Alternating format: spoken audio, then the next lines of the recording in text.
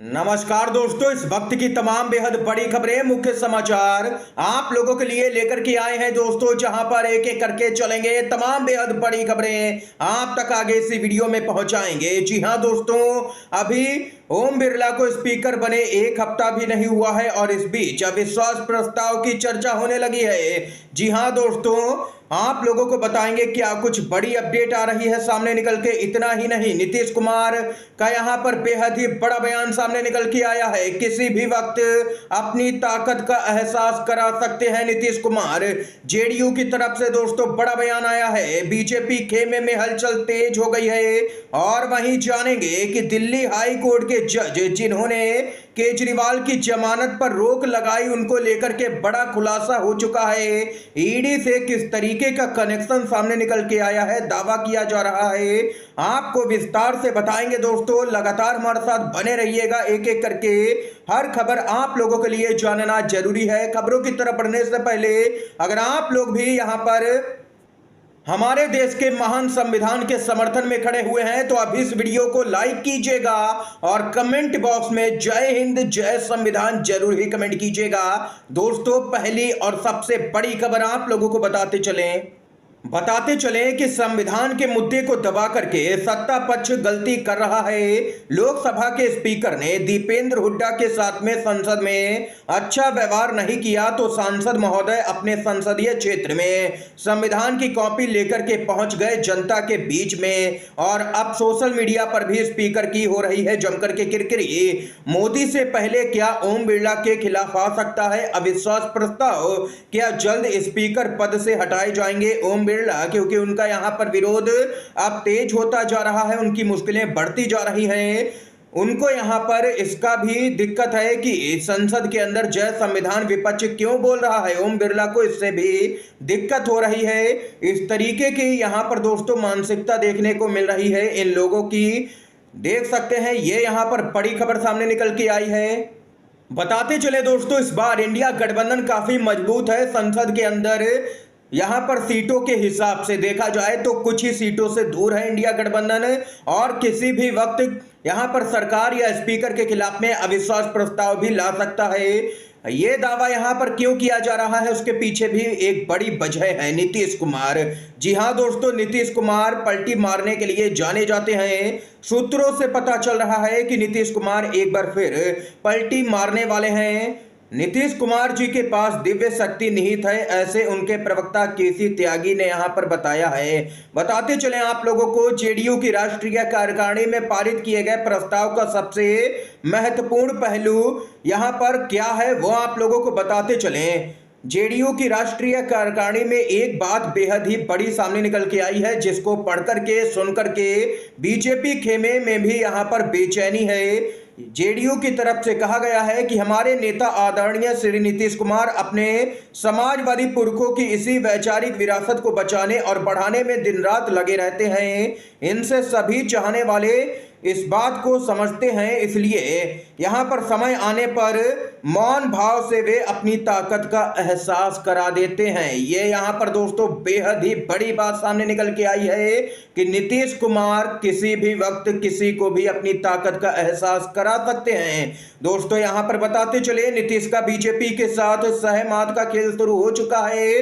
दिल्ली की बैठक में विशेष राज्य के दर्जे और आरक्षण को 9वीं अनुसूची में शामिल करने की मांग की गई है, जो कि नामुमकिन है। भाजपा कभी भी राजी नहीं होगी। सियासी पलटी मारने के माहिर नीतीश कुमार ने अब बीजेपी के साथ में सहमत का खेल शुरू कर दिया है। दिल्ली में जेडीयू की एक बड़ी बैठक हुई। इस बैठक में पार्टी ने 2 प्रस्ताव पारित कर केंद्र सरकार को कटघरे में खड़ा कर दिया है। दोनों ऐसे प्रस्ताव हैं जिन्हें मानना केंद्र की नरेंद्र मोदी सरकार के लिए यहां पर मुमकिन नहीं है। आरक्षण को 9वीं अनुसूची में शामिल कर केंद्र और बिहार को विशेष राज्य या विशेष पैकेज मिले। ये यहां पर 2 प्रस्ताव भी पारित किए गए हैं, यानी कि बीजेपी की मुश्किलें बढ़ने जा रही हैं। आने वाले वक्त में यहां पर सरकार चलाना मुश्किल नजर आ रहा है। राहुल गांधी भी ऐसा ही दावा कर चुके हैं कि यह सरकार ज्यादा दिनों तक चल नहीं पाएगी, क्योंकि सीटें ही इतनी नहीं है। इतना ही नहीं दोस्तों, एक बेहद ही चौंकाने वाला खुलासा हुआ है। इस खुलासे को सुन करके आप लोग भी हैरान रह जाएंगे कि हमारा सिस्टम आखिर कैसा है। बेहद ही बड़ा खुलासा। दिल्ली हाई कोर्ट के जज सुधीर जैन, जिन्होंने तेजी में अरविंद केजरीवाल की जमानत रोक दी, यहां पर निचली अदालत का आदेश तक नहीं देखा और जमानत रोक दी गई जज साहब की तरफ से। इस पर सुप्रीम कोर्ट ने भी सवाल खड़े किए और कहा कि यह पूरी तरह से ऐसा फैसला दिया गया जो कि समझ से ही परे है। अब यहाँ पर खुलासा हो रहा है कि जिन जज साहब ने यहाँ पर केजरीवाल की जमानत रोकी, उनका भाई अनुराग जैन ईडी पैनल में वकील है। यह हमारी न्यायपालिका की निष्पक्षता पर गंभीर यहाँ पर सवाल खड़े करता है। ये यहाँ पर दोस्तों देख सकते हैं कि सोशल मीडिया पर बेहद ही बड़ा खुलासा सामने निकल के आया है। एक यूजर ने कहा है कि अगर न्यायपालिका की साख बचानी है तो अब सीधे सुप्रीम कोर्ट को खुद मामले को देखना चाहिए। ये यहाँ पर दोस्तों देख सकते हैं कि किस तरीके के खुलासे हो रहे हैं। यहाँ पर बेहद ही चौंकाने वाला मामला सामने निकल के आया है। इतना ही नहीं दोस्तों, आप लोग यहाँ पर क्रोनोलॉजी को भी समझिए। अरविंद केजरीवाल तिहाड़ जेल में बंद थे। अरविंद केजरीवाल को सीबीआई तिहाड़ जेल से कोर्ट ला करके गिरफ्तार करती है। अरविंद केजरीवाल को 3 दिनों के लिए सीबीआई पूछताछ के लिए अपनी हिरासत में रखती है। अरविंद केजरीवाल से अब सीबीआई को कोई भी पूछताछ नहीं करनी है। अरविंद केजरीवाल एक बार फिर से तिहाड़ जेल वापस भेज दिए जाते हैं। सिर घूम गया होगा ना ये सोच करके कि क्यों पहले से ही जेल में बंद एक इंसान को उसी से जुड़े मामले में गिरफ्तार करके फिर से उसी जेल में बंद किया गया है। कई लोगों के मन में यही सवाल हो सकता है।